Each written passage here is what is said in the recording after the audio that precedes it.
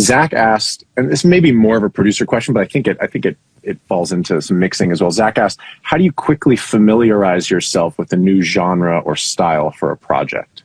It's something I think about a lot because I get really bored doing the same thing over and over. Like my first kind of hit was this Andy Grammer song, Fine By Me. And it was the first thing, and it was a hot AC radio hit, and I wrote it with him, and I produced it, I played everything on it, and my friend Stefan played drums, but I played everything else, and I mixed it, and it was the first thing that had some success.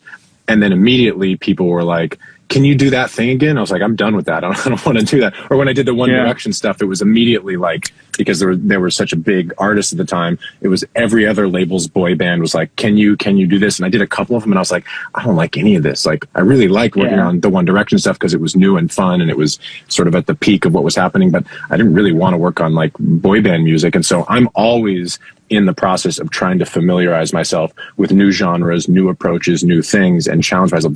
That's the self-challenging that makes me a producer, and I think is at the root of whatever success I've had. For me, and you can take the question after me here, but in terms of familiarizing myself as a producer, if I'm going into a project, one, I will get references. I will talk to the artist and see what they're listening to, not what their music sounds like, but what music they're into, and try to, if they can send me a playlist, or they can just start, as soon as they name an artist, I'm Googling it, I'm putting it up on Spotify, and I'm just listening to records.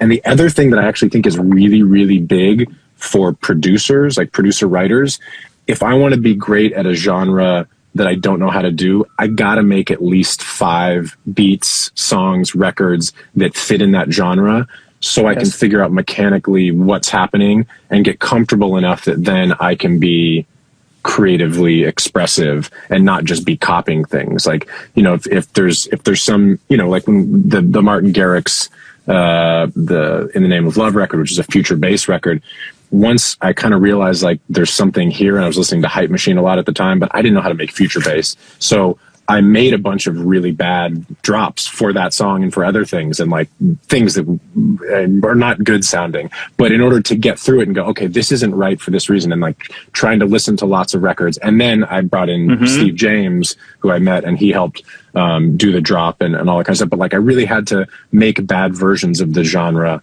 before I could get good enough to understand what was, you know, what the great people were doing and why they were doing it. You have thoughts on the mix? I think it's more of a production question, but you work on a lot of different genres too. Yeah, I mean, I've always listened to a ton of genres, so that's always been the exciting part about mixing for me. And then, you know, choosing to double down a few years back into that, it was natural to me because I love all different genres. Like, you know, I'm doing a jazz record now, as we talked about last time, and I just met a film composer that might want me to mix his project, and it's orchestral. I mix string arrangements for Rob Moose, and I'll do hip hop records, and, you know, for, you know, YSL Crew, and I'll also do Kid Leroy, which is a pop / rap thing, and I'll also do Selena Gomez, which is straight pop, and it's my favorite to jump around.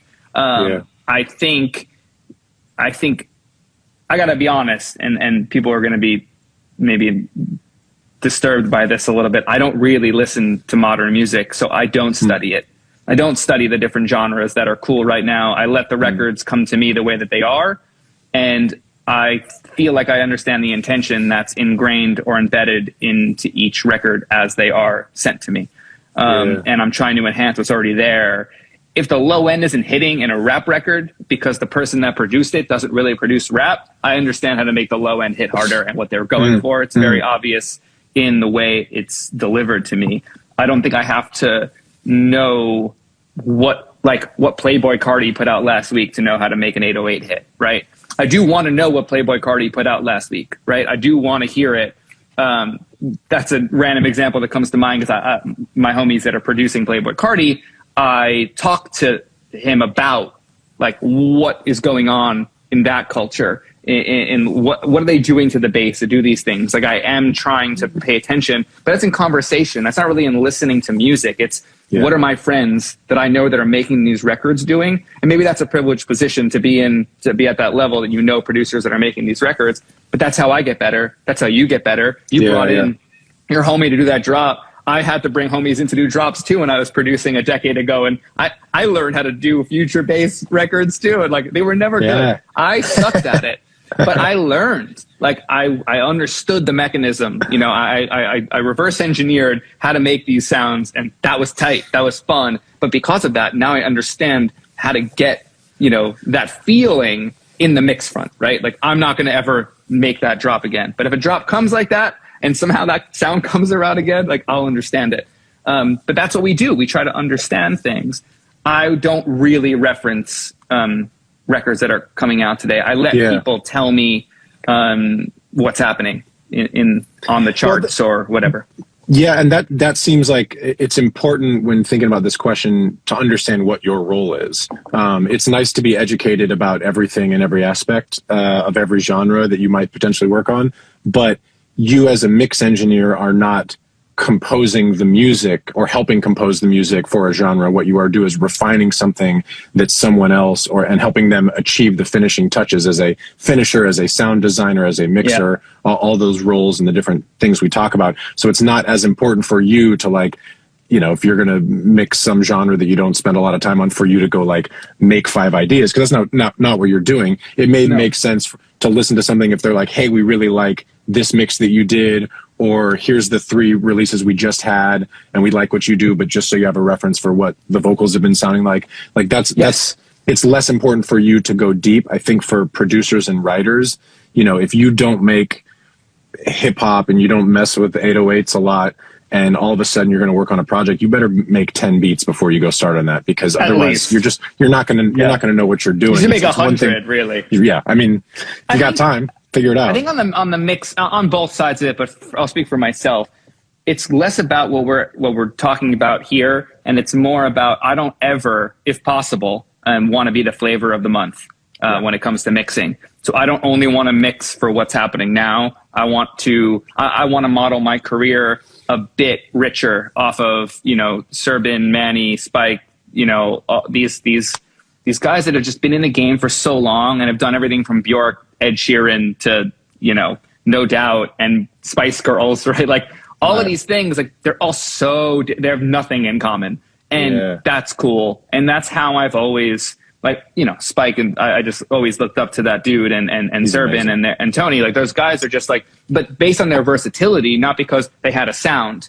You know, I think Serban has a sound. I think a lot of them have a sound in a sense, of course. But I was always interested and studied the versatility of it, and then getting mentored by Tony and seeing that how he takes into consideration the record, the historical context of the record, and how to make it sit now as well, right? It's not just like only what's happening now. And that's my mentality going in. So I'm not going to listen to the #1 song. And like, do you think like Olivia Rodrigo's team, you know, like listen to the top 10 to make the songs that they made that, you know, clearly not. Clearly not. Like that's same with Billie Eilish too, or like Billie and Phineas. And not saying that there's no sustainability in a career by catching the heat of the moment and doing something that is comparable to that, so A&Rs will choose your record and get it cut and then meet your MDRC or whatever your goal is and whatever your incentive structure is. I'm not going off that. What I am saying is that make a choice if you want to be that kind of commodity following act, or try to thread the needle and do something a bit to the left, as we always come back to talk in our conversation. That's what excites us mostly in developing new things and finding success a little bit outside of the box. Though I still want them to chart. You know, you still want billions of people to hear it. So that's the conundrum in general of the, you know, the level of success that I even want to sit at, and that'll be ever consistent as I move forward in my life. Thanks for watching. Just a reminder, all of this content is free. There's no secret knowledge here. There's no Patreon. We don't read ads. We don't have sponsors. We're just trying to build a knowledge base. All that we ask in return is that you share it with somebody. Thanks so much.